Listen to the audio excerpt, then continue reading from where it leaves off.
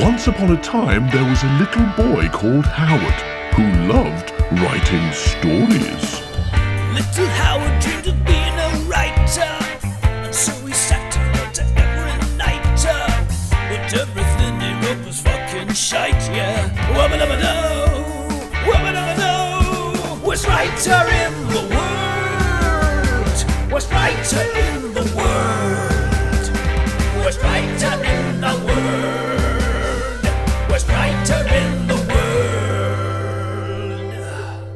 He's a stupid, suck-ass, rubbish writer. Hello everybody and welcome to The Worst Writer in the World with Me, Howard Long. and also me, the other one. Boo. Thanks to the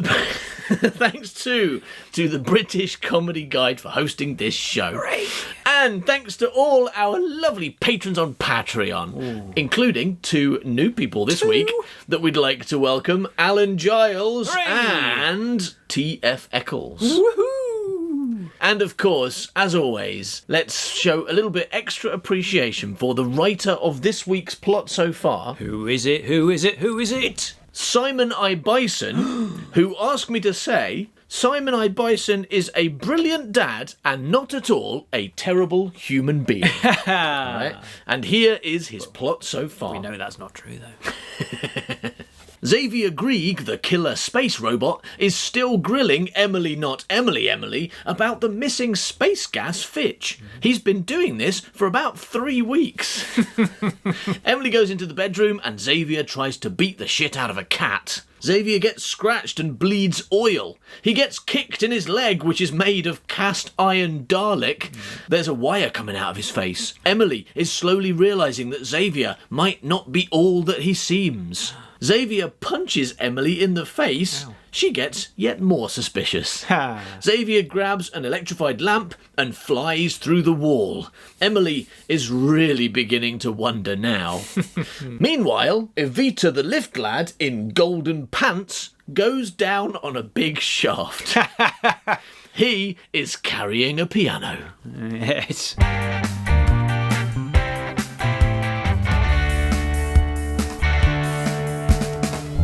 So, Howard, you remember last week, at the end of last week, we returned to the firm? Yes. The firm building. The firm, of course, is Intergalactic Witness Relocation. Yeah.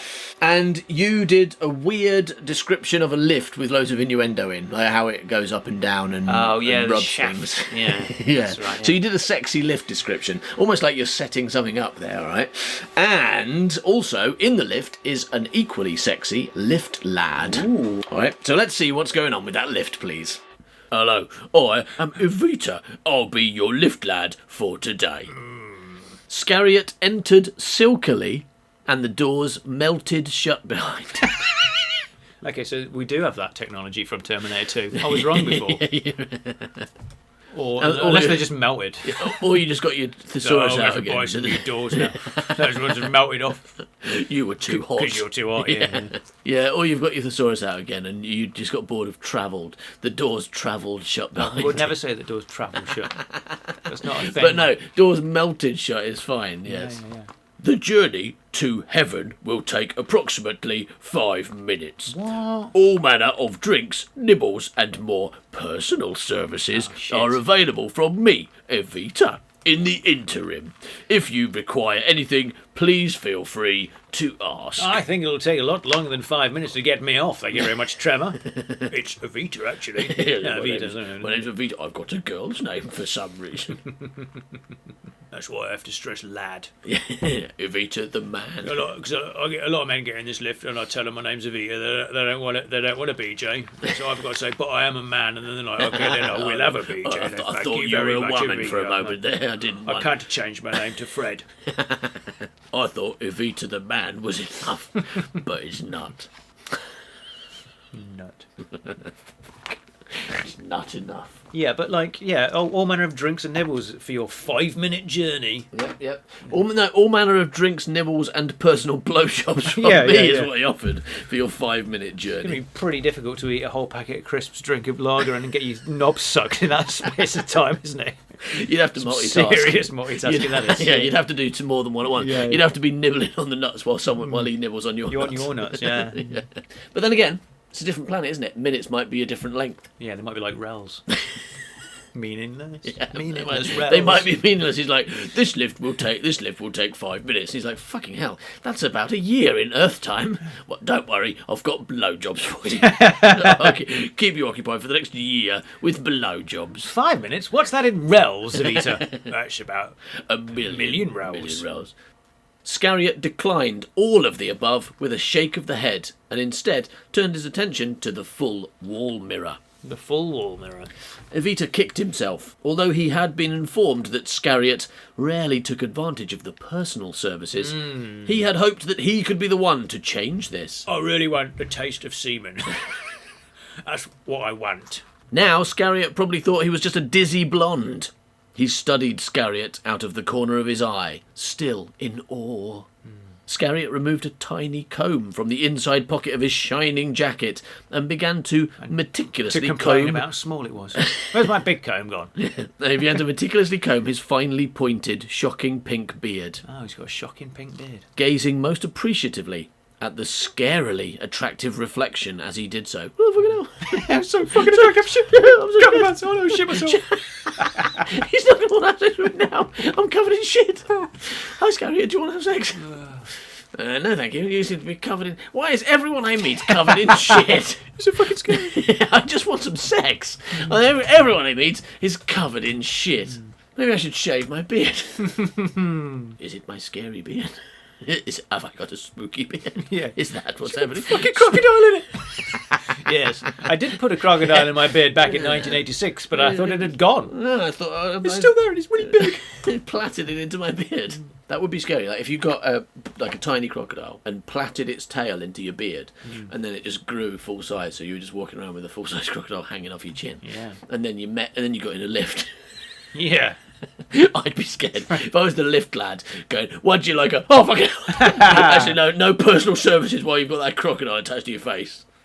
A mane of darker pink hair bled down to the middle of his back from a heavily receded hairline on the top of his head. Fuck hell, he's bleeding hair now. And a pair of slim pink caterpillars nestled in arcs above two black holes. I might have to read that again. I don't think I understood any of that. I'm describing him, but interestingly. A mane of darker pink hair bled down to the middle of his back. Yeah. Right. He's got dark hair. He's got dark pink hair. Yeah, from a heavily receded hairline on so the top of his head. So he's got a receding hairline. So his hair starts in the middle, and it's goes really and dark bleeds pink. down to the back of his back to his back. Yeah, middle of and his then he's back. got a pair of caterpillars that and live a on pair his of slim pink caterpillars nestled in arcs above two black holes. Yeah. What is? I mean, he's got two. What are the two black holes, and what are the slim pink caterpillars? Do you mean eyebrows and eyes? No, it's space. I mean, space caterpillars and black holes. He's got black holes on his head. Everyone does on this planet. It doesn't say they're on his head or attached to him or anything to do with him. Basically, there's this guy in a lift and he's got dark pink hair. Dark pink hair. Receding hairline. And, by the way, at the same time, in that lift, there's a couple of caterpillars and two black holes that are unrelated to him. Yeah. Indeed. His brow was so furrowed, the result was a visor-like shadow stretching from one elven ear to the other. What? A visor-like shadow? Why has he got a visor-like shadow from a furrowed brow? I thought he was attractive. Well, he's attractive, but with a receding hairline, caterpillars on his face, black holes for eyes, and a brow so furrowed that it's like a visor. Yeah. His brow sticks out. Would you like to see my planet, Mr. Oh, shit, your black hole sucked it in. Yeah. Oh, I'm getting sucked in your eyes. Would you like some nib? Oh, no, it's gone in your eyes. Would you like some pin? Oh, no, your caterpillar's ate them. Would you like a blowjob? Oh, I've got... His nose was long and perfectly straight. In fact, it would be I'm not safe to sure say... it was. No, because he turned down the bumming, didn't he? Oh, yeah, he's got a straight nose. Yeah. He's like, the rest of him's gay. I'd like to, but my nose gets upset if I fuck a man. His nose is like homophobic, but the rest of him's really gay. The rest of him's super like enthusiastic. He's like a Republican or a priest. Do you think that's what it is? Republicans, they are actually, like they are, as we know, incredibly gay. But there's one part of their body, and far too often, unfortunately, it is their mouth, which is straight. Yeah. And also hugely homophobic. Yeah. And that's why they say such terrible things, but then get caught bumming a man. Yeah. Yeah, going like, I'm not enjoying this. I'm hating every minute of this. I think this is wrong. No, don't stop. I should go to hell. His nose was long and perfectly straight. In fact, it would be safe to say that nobody at the firm had ever encountered anything so straight before. So, basically, you've created an organisation of gay men, right?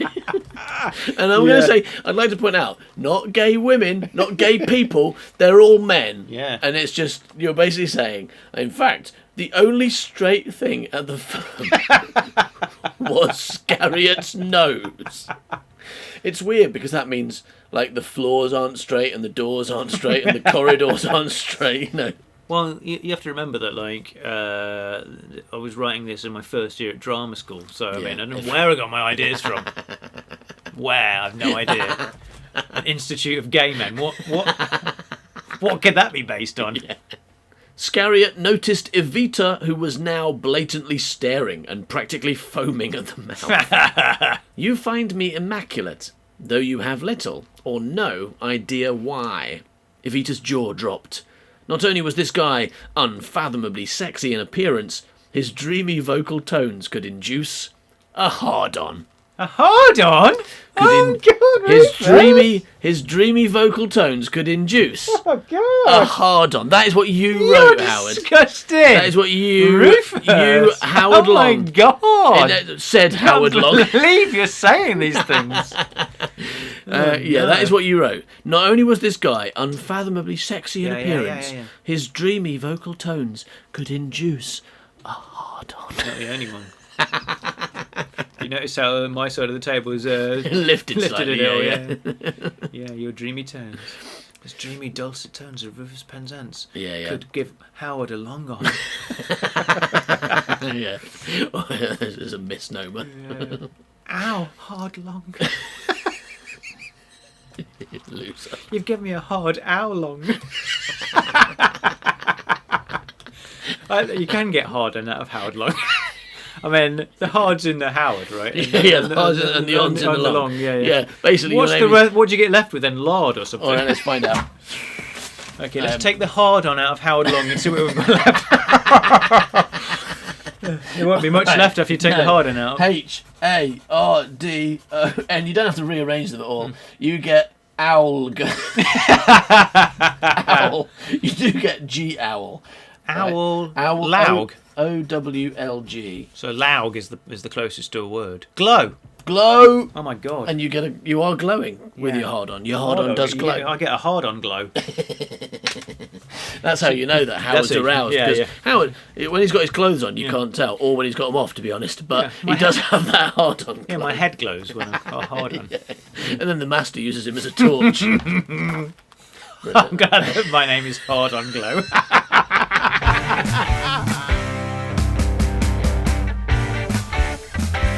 So there's a character called Job, right, who works at the firm, who's got a job at the firm. Yeah. And he is one of the people who has to go and find missing gas or something, right? It's his job. It's his job gas to go and find Fitch, who's disappeared, right? Yeah. And because the firm's job is to look after people like Fitch, and they've lost him. He's a firm agent. Yes, he's very firm. Okay, let's see what happens next. Job always enjoyed a trip to the costumiers. Oh, yeah. Roy Cena, fuck's sake, Roy Cena and her equally senile partner, Maddie, were so decrepit it made him feel like a young man again. Of course, dressing up in such exotic clothes was still amongst his favourite perks, and what's more, both ladies originated from the East, in Plumber's Spiral. Oh, they're from Plumber's Spiral. From That Plumber's means that Spiral, one yeah. of them shanky bit yanked in, and the other one is like, ooh, flipping hell, blimey. I mean, clearly. Yeah, they jockey love. Ooh, flipping on blind. Yeah, we go. Alright, yeah. Plumber's Spiral accents there. So we're regularly in receipt of vintage Plumber's Brain Death from back home. What? That drink. Yeah. Yeah. Brain Death was fantastically expensive. I mean, alone, that's a good... Brain Death was fantastically expensive. It's not, it's just, it doesn't cost anything. It's free to everyone eventually. A vintage even more so. Vintage brain death. I'd like some vintage brain death, please. That's not really a thing. It doesn't make any sense. It is. It's when they murder you in the past. It's like Doctor Who takes you in his TARDIS and he Kills you near a dinosaur. drops you off a bridge next to a dinosaur. Yeah. Don't know why he's on a bridge. Feed you to a dinosaur. Have that vintage death, okay? And it was practically impossible to get hold of the stuff this far west. Nonetheless, Roycina and Maddie always seemed to have a bottle on the go. Job did not intend to become completely brain dead. He had important work to do on Earth, but the teleport booths used for short-distance galactic travel gave you such a hideous hangover effect anyway, with none of the pleasure involved in drinking. They should have teleportation booths that like once they take you apart and put you back together again, they just leave the alcohol behind, so you end up sober when you arrive at your destination. It seems like the opposite is true though, because he says you don't drink anything, but you arrive with a hangover. Yes. So actually, they take you apart, put alcohol in. Yeah. So he's like, I might as well get drunk anyway. Yeah, might as well get drunk. Well, it's just like maybe everything is business class now. Teleportation sounds pretty business class, doesn't it? When you travel business class, they ply you with champagne, and you do end up drunk when you get there. So now you just think of the experience of drinking it. They just jet you straight into there. you. There's no time. Teleportation's instant. Yeah. You've got to go. Okay, you're Fuck, drunk now. I am wanking. Yeah, okay. Anyway, And you're full of peanuts as well. Oh yeah, you're full of peanuts. Yeah, Which is fine if you're not allergic, but I mean, some people just arrive massive and dead. That's a big sign on the. Yes, this teleportation contains peanuts, and so will you. Yeah. If you are allergic, don't get in. Do you have a teleporter that doesn't fill people with peanuts? No, sorry, we didn't make them. No. All There's a our bit of an teleporters come with champagne, peanuts, and some guy called Evita. So by the time you've arrived at the next place, someone has sucked your dick, whether you want them to or not. But you won't remember. And whether you've got one or not. Yeah, it'll happen in transit in an instant. So You just have more peanuts in you, less semen, and you'll be very drunk. more peanuts in you, more penis in him. Yeah. And everyone's drunk. Yeah. Anyway, I'm going to have another go at this long sentence. Job did not intend to become completely brain dead. He had important work to do on Earth, but the teleport booths used for short-distance galactic travel gave you such a hideous hangover effect anyway, with none of the pleasure involved in drinking, that whenever he had to use them, it seemed to make perfect sense to have a little tipple. Also, the alcohol worked perfectly as a relaxant for the journey. The journey. There isn't one, it's a teleportation. Yeah. I mean, this is just classic alcoholic reasoning, isn't it? It's just like, well, he might as well get drunk because there was no good reason not to, he decided, and drank 8 bottles of whiskey. Right, would you like to meet my enabler? This teleportation booth.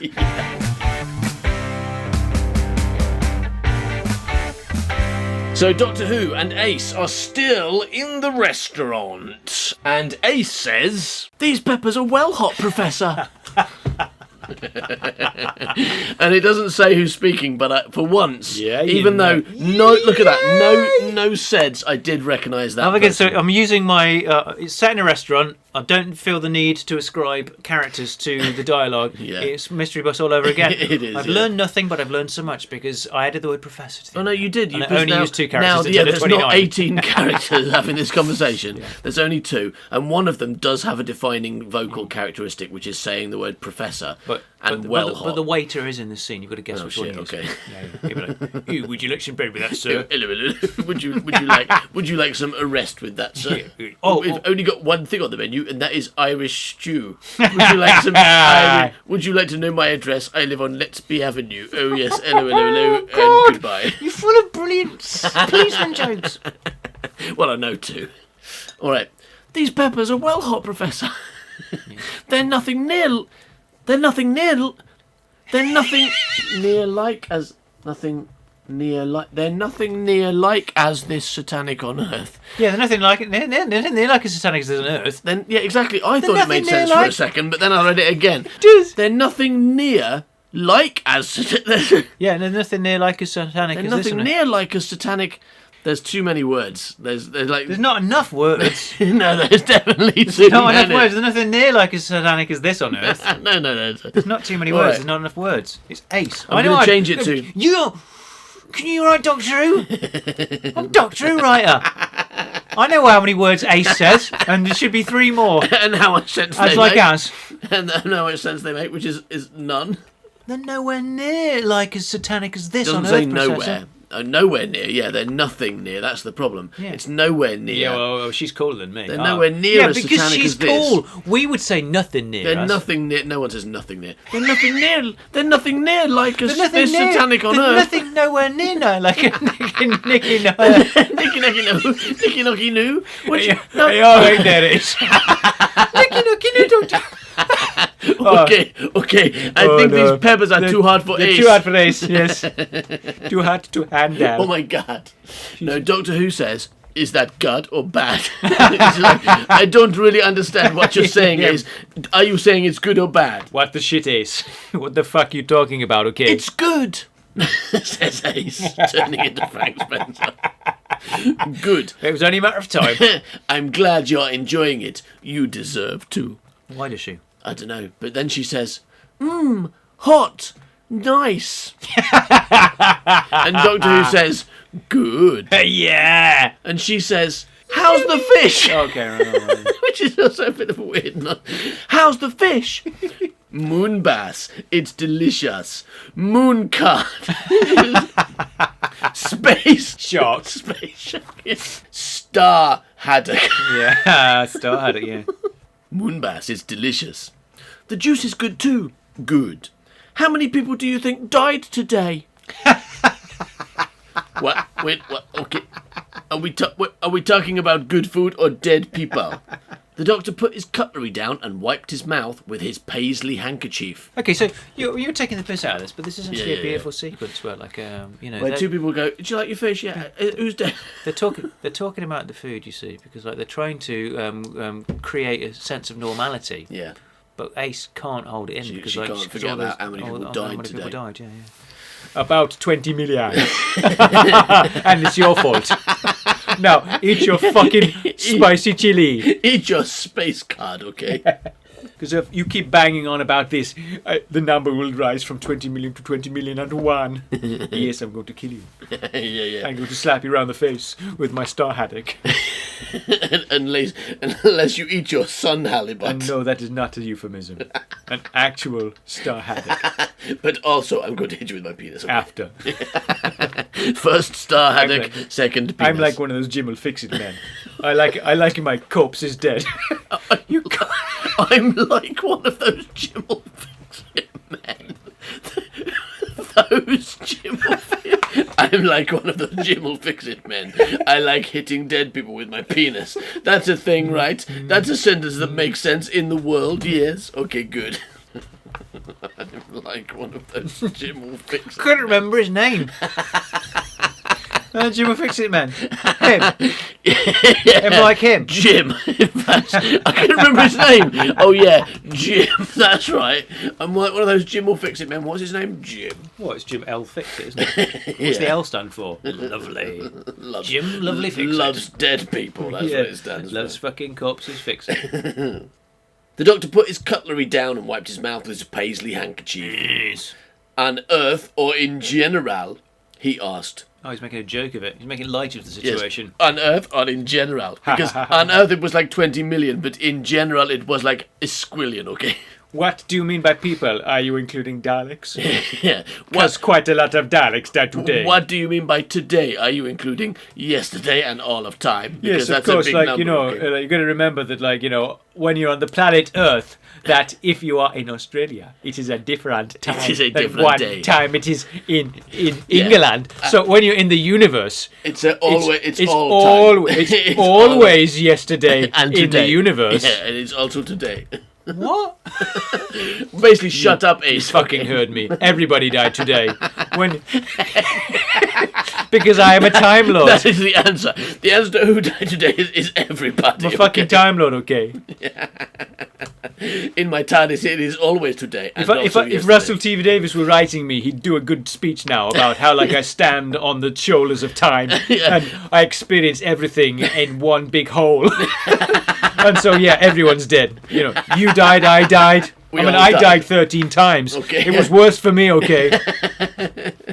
one of those times I turned into Colin Baker, okay? It was really bad. That was a very bad hour. It was awful. But at the same time, on one of those times, I stopped being Colin Baker. That was a good one. Pretty good.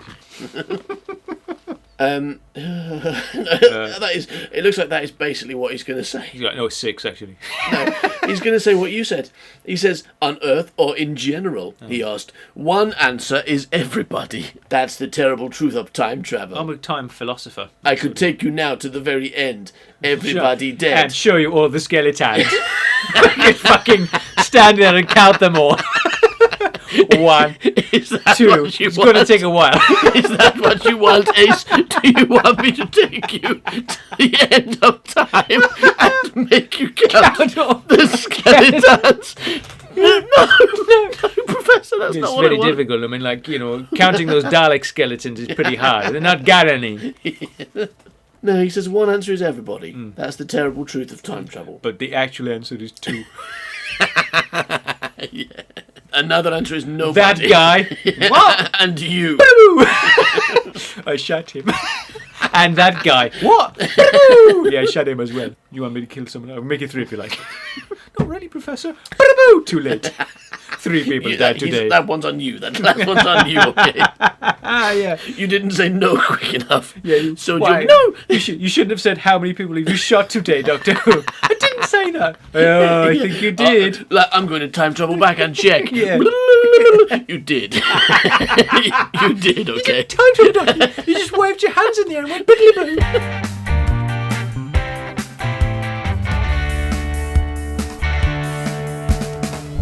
Yeah, I mean that's the thing, like, because this Doctor Who book is started with like an Indiana Jones or a Bond beginning, hasn't it? Yeah, yeah. It started with an action sequence, And then they've just spent the now rest of the book complaining about and it. now they're just like completely detached from any form of plot whatsoever. Yeah. They're not involved in any story. They are unwittingly. They don't know because they don't know they've got the essence of Fitch, that aftershave, is inside their TARDIS, and they don't know that like a cast iron like Arnold Schwarzenegger is punching people to death.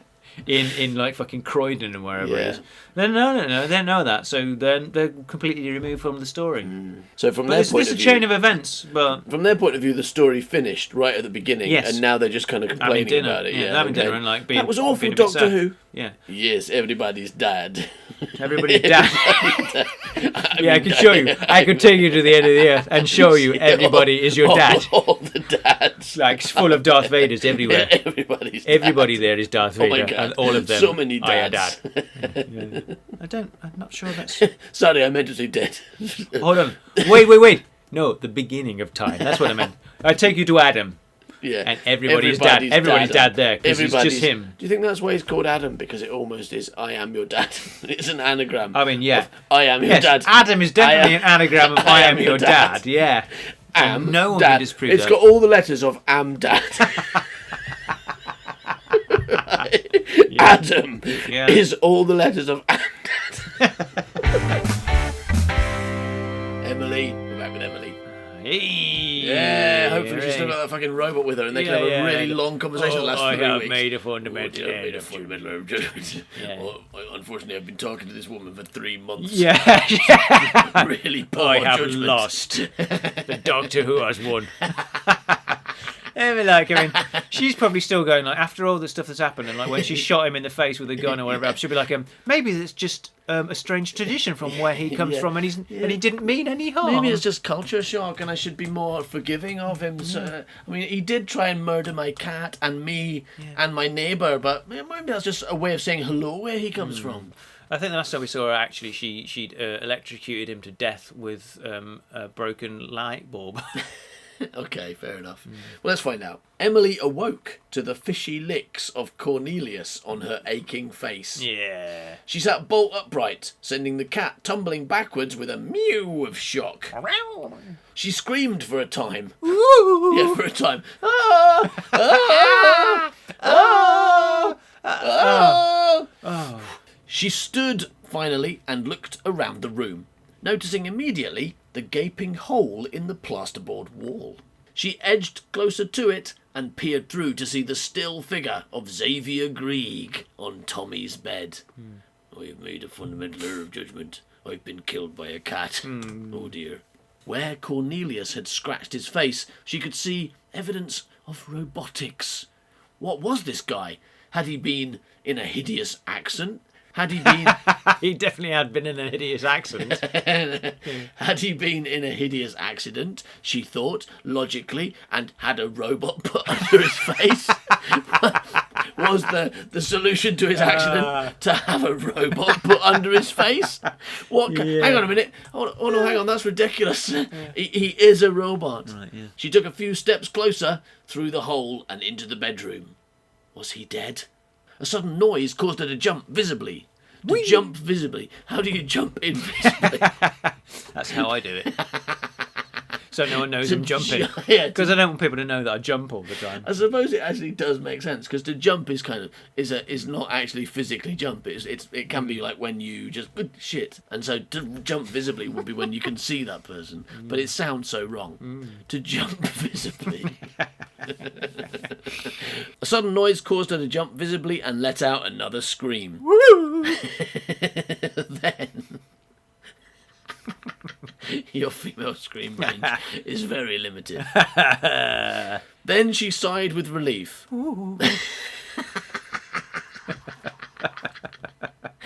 Yeah. All right. Then she made a sexy sound. The least sexy of the three. Oh, that's what you think. I mean, I was here, I heard it. You the other don't two know. were much sexier. You don't know what sexy sounds are. Then she sighed with relief. This was not a horror movie. It was a Doctor Who book. He wasn't going to come back to life. The sound she had heard was someone knocking at the door. Then once more she became scared. Look what had happened the last time she had answered the door. Such fears were quelled almost immediately when she heard an accompanying voice to the knocking. I'm going to kill you. I would fucking dog and rip your face off. Fucking robot from space, I'm going to fucking kill you. Oh no, sorry. Exterminate! Yeah, I was watching a film and I just got carried away. I'm not a robot from Let space. us Daleks in. We wish to exterminate you. No, it's you all right in there? You all right in there? Hello, it's Mrs. Richards from across the hall. Emily moved rapidly to the door and pulled it open to reveal the squinting figure of Dorothea Richards, still in her pink nightie and with a hairnet holding her blue rinse in place. Hello, Mrs. Richards. She was wearing a cliche on her head, dressed in a trope. Yeah, okay. Hello, Mrs. Richards, said Emily. Who's that? Said the old lady, peering very close at Emily. I don't have my glasses. Is that you, Emily dear? Oh, who's that? Not who's that. Who's that dead bloke on your bed? I thought she meant, but no, she's like, no. Who's that? I knocked on your door without putting my glasses on, and I can't see more than like 3 centimetres in front of my own face. Who's that? Is that you, Emily? I don't have my glasses on. Is that you, Emily dear? Whenever it goes back to Emily, it's always really exciting. Now she's opening the door to her elderly, boring neighbour. But then maybe she'll turn out to be a robot from space as well, and it'll all be fine. Oh, but you'd like to know I'm a robot, wouldn't you? I didn't say anything about that. Oh, you cheeky monkey. Would you like to see my robot innards? No, not at all. You don't... I am a robot, you know. Oh, you've got it out of me. You've got me to admit it. Would you like to see my prosthetic head? Do you want me to pull my head off? Is that what you'd like me to do? Pull my own head off? Oh no, Mrs. Richardson, you're dead. Oh, no. Or I suppose where you come from, in a different town, it's probably quite normal to pull your head off when you meet someone, like in Spain or wherever you're from. It's probably just a cultural difference, I expect. I mean, it doesn't mean you're a robot from space. No, I am a robot from space.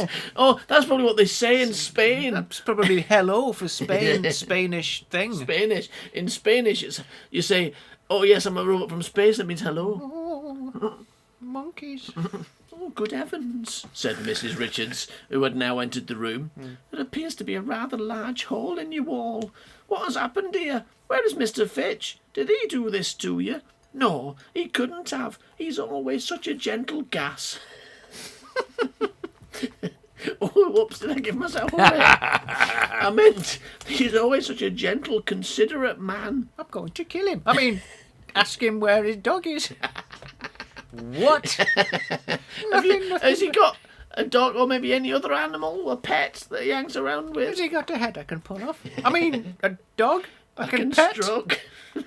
No, he's not here, she said, picking up the tomcat who was rubbing against her leg. It's all very odd. I'm not really sure what happened myself. A stranger called for Tommy, and while I was out of the room, he tried to kill poor Cornelius. Yeah, thanks for giving us a recap. Recap of the plot, yeah.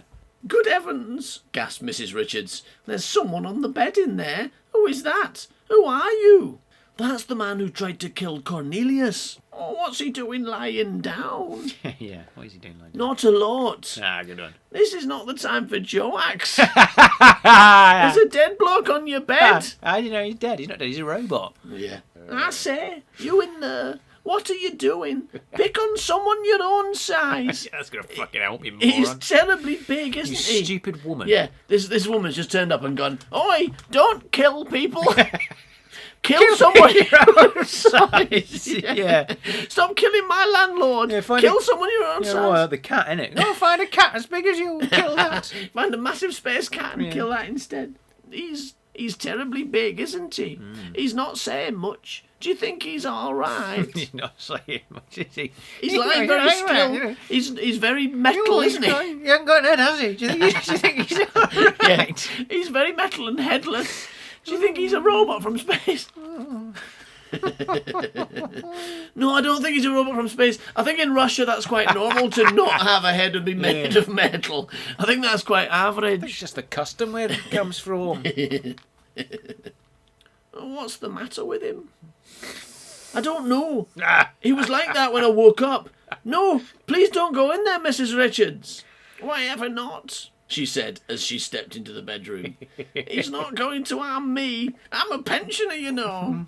I don't think he'd be much interested in that. He hit me. I'm a young lady, you know, she shouted through the hole. Good heavens, he won't wake up. Stop trying to wake him up. I'm poking him. Poke. I keep prodding him. Yeah. But he's not moving. Stop doing that to him in case he does. Please, Mrs. Richards, leave him alone. He's a psychotic cat killer. Let him lie. No, I'm poking him with a fork. Yeah. He's not waking up. I'm kicking him. Hold on, I'm just going to put his gun in my mouth. Oh. Are you? He's not waking not up. waking. He's not. I'm punching myself. I'm punching myself because he's not going to do it. He's fucking dead. I'm stabbing myself in the neck with a knife.